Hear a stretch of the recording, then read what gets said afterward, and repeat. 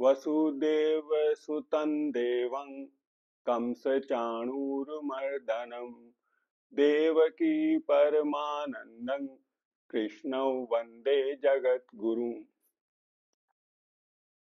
श्रीमद् भगवत गीता अध्याय 15 श्लोक क्रमांक 2। अधश्च चोर्ध्वं प्रसुतास्तस्य शाखा गुणप्रवृद्धा विषयप्रवालाः अधश्च मूल्यान्ननु संततानि कर्मानुबन्धीनि मनुष्यलोके। श्रीमद् भगवत गीता में दो प्रकार के श्लोक पाए जाते हैं। श्लोकों को छंद भी कहा जाता है। एक होता है अनुष्टुप छंद, एक होता है त्रिष्टुप छंद। ये त्रिष्टुप छंद में आता है ये श्लोक। अनुष्टुप छंद में दो पंक्तियां होती हैं, 4 चरण होते हैं और 32 अक्षर होते हैं।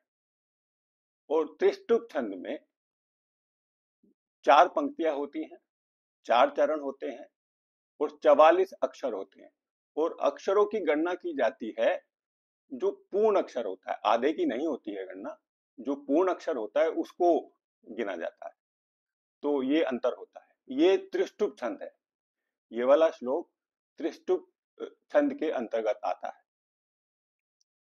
इस श्लोक में भगवान ने बताया है कि अधश्च चोर्ध्वम, अध और ऊर्ध्व। ये जो पहले श्लोक में भगवान ने बताया कि जो ब्रह्मा है, आदिदेव, हिरण्यगर्भ है, वो मुख्य शाखा है। उसके अलावा जो मुख्य शाखा होती है किसी भी वृक्ष की, उसकी फिर टहनियां निकलती हैं उसमें से। मुख्य शाखा में से जो छोटी शाखाएं होती हैं उनको टहनियां कहते हैं। वो जो शाखाएं हैं वो योनियां हैं, देव योनि, मनुष्य योनि, पशु पक्षी योनि। और ये जो ऊपर की तरफ फैली हुई है, जो पुण्य कर्म करने वाले हैं वो देवता आदि योनि है। और जो नीचे की तरफ फैली हुई है वो पशु पक्षी आदि जो पाप कर्म करने वाले थे वो योनियां हैं। और ये कैसे वृद्धि को प्राप्त होती हैं? तो इसमें भगवान ने कहा है गुण प्रवृत्त। जो प्रकृति के 3 गुण हैं, सत्व, रज और तम, उन तीनों गुणों से ये पोषण लेती हैं, वृद्धि को प्राप्त होती हैं। और फिर बताया है विषय प्रवाला, कि इसकी जो पत्तियां हैं, जो नई पत्तियां आती हैं किसी भी वृक्ष में, छोटी छोटी लाल रंग की होती हैं आरंभ में, बाद में वो हरी हो जाती हैं। वो जो पत्तियां हैं वो इंद्रियों के विषय हैं। जो हमारे इंद्रियों के विषय हैं वो हैं। जैसे आंख का विषय है रूप, नाक का विषय है गंध, जिह्वा का विषय है रस, और कान का विषय है शब्द, और त्वचा का विषय है स्पर्श। ये वो इंद्रियों के विषय हैं जिससे ये पेड़ वृद्धि को प्राप्त होता है। वृद्धि दिखती है जिसकी, गुणों से वृद्धि को प्राप्त होता है, पोषण लेता है। और जो पत्तियां हैं उनसे ये वृद्धि को दिखता है। और ये जो शाखाएं हैं ये तीनों लोकों में व्याप्त हो रही है, तीनों लोकों में फैली हुई है। और उसके बाद भगवान ने बताया है अधश्च मूल्यान्ननु संततानि, मूलानी अनुसंततानि। कि आपने देखा होगा जो पीपल का या बड़ का जो वृक्ष होता है उसकी टहनियों से भी जड़ें निकली होती हैं। तो भगवान ने बताया ये जो जड़ें हैं, जो टहनियों से निकली हैं, ये जो राग द्वेष, जो हम कर्म करते हैं अधर्म और धर्म रूपी, और उनसे राग और द्वेष उत्पन्न होता है।